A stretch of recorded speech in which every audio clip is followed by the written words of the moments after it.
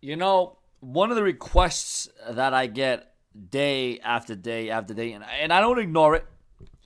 I see it, I read it, and I hear it. Sean, when you started YouTube, you used to do your rants, you used to do your overall feelings.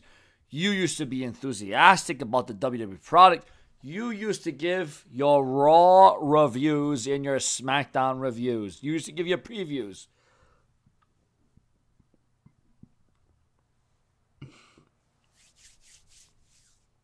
And to that, I'd say you're right.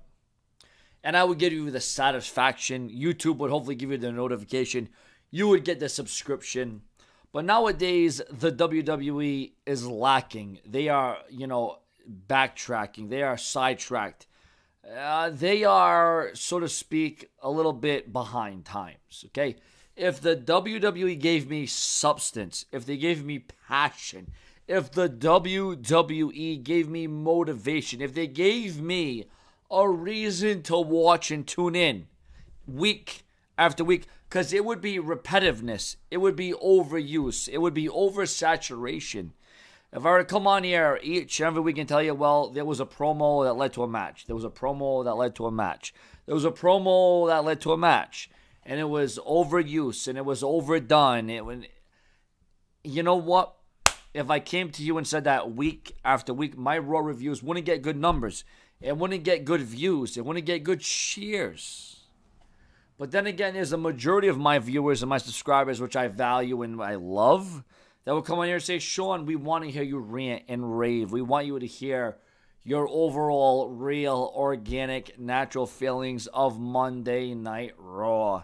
And to that I would say it was an eyesore for the brash, the brazen Sean's Entertainment. I will never be overtaken, and I certainly will not be mistaken. The reason why I run down my view and opinion of rumors, news, headlines, and gossip, and as well as speculation, is because in my opinion, it is more entertaining, more engaging, more social, and it brings much more of a concept of what could happen, what may happen, or what will happen. On Monday Night Raw, when Raw is presented to us, we already know what's going to happen. We already know what to anticipate and expect. And even with the Universal Champion, Brock Lesnar, we know he's going to do a little this and that and this and that. He's going to go back and forth. Paul Heyman's going to put up a big spiel.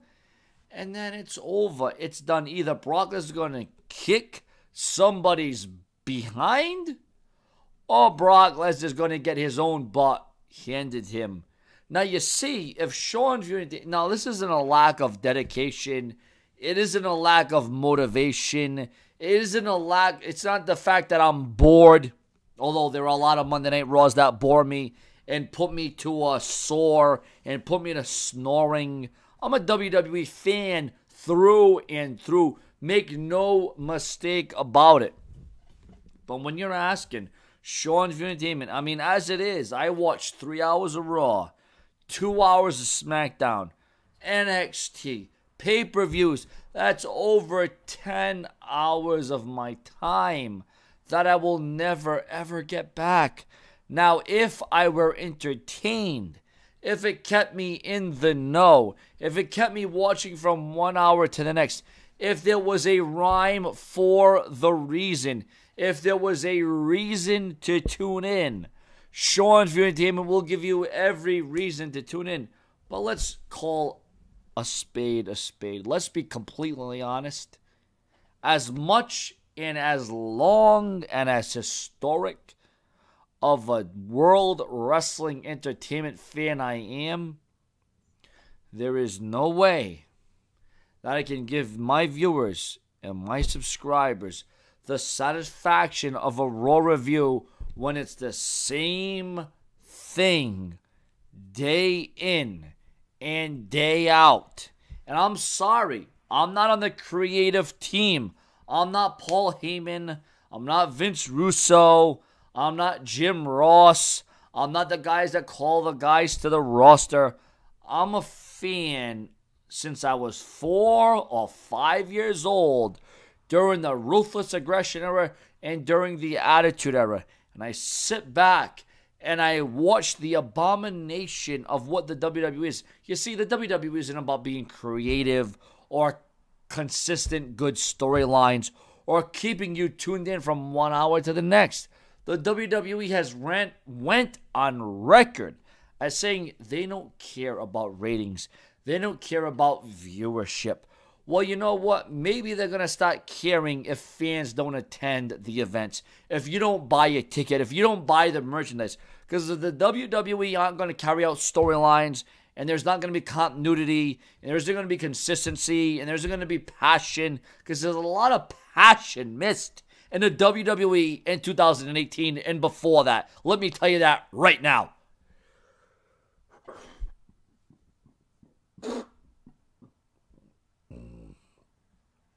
I'm sorry. I don't want to be completely negative. But when you go from 2004, 2005, 2006, 2007, 2008, there was some innovation. There was some blood. You know, everyone's talking about PG.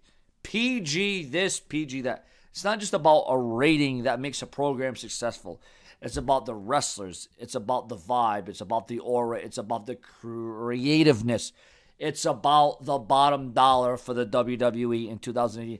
And that is the problem with the WWE in 2018 is all they care about is the bottom dollar. They don't care about the satisfaction. They don't care about the fans wanting storylines and being invested and interested. All they care about is the bottom line. As soon and as much as the WWE are making a lot of money off promotion and revenue and YouTube and the wrestlers getting paid, it's not the personalities. It's not the mic work. It's not the backstage skits. It's not the antics. It's not the vibe. We don't look forward to that each and every week on Raw. What we can look forward to is one-on-one matches, tag team matches, a heel versus the face, the good guy versus the bad guy. Oh boy, where have we seen that before?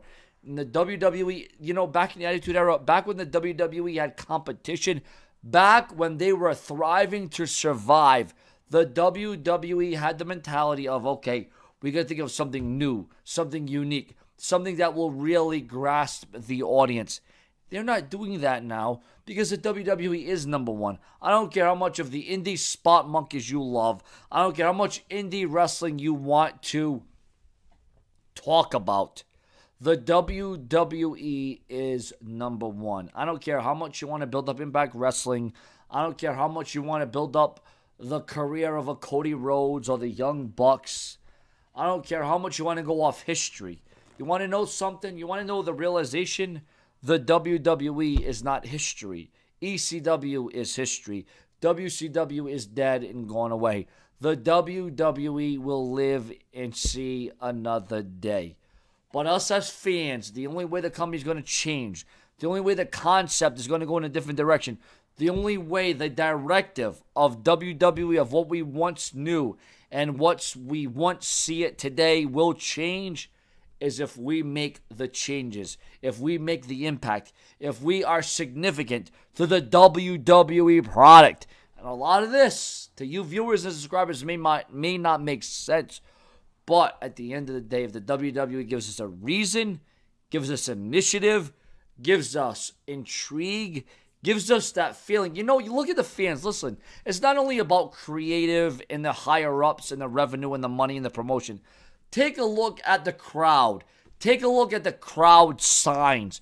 Take a look at the emotion.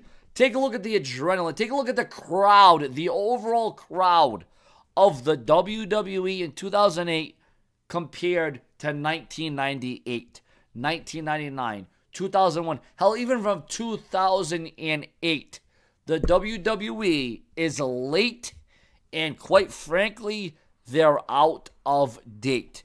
The WWE, I don't know what they're thinking. I don't know what their stance is. But if you want me to do Raw reviews, I'm going to give you Raw reviews.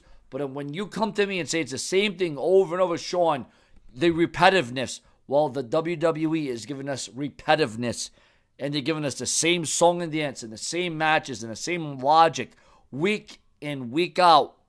Then you come to me and say, well, Sean, I guess without a shadow of a doubt, you were wrong and the WWE was right.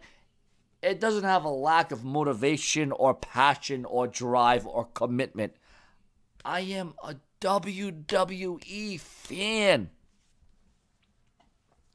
But when you don't give us something new, something provocative, something engaging, or something entertaining, and you don't make these superstars become an extension of themselves or characters, I'm saying this with the utmost respect to all the women and the guys in the locker room. Yes, you have a contract. Yes, you're making money. Yes, your value as in an all-time high, and I respect you for that. I love you, superstars and divas, for that.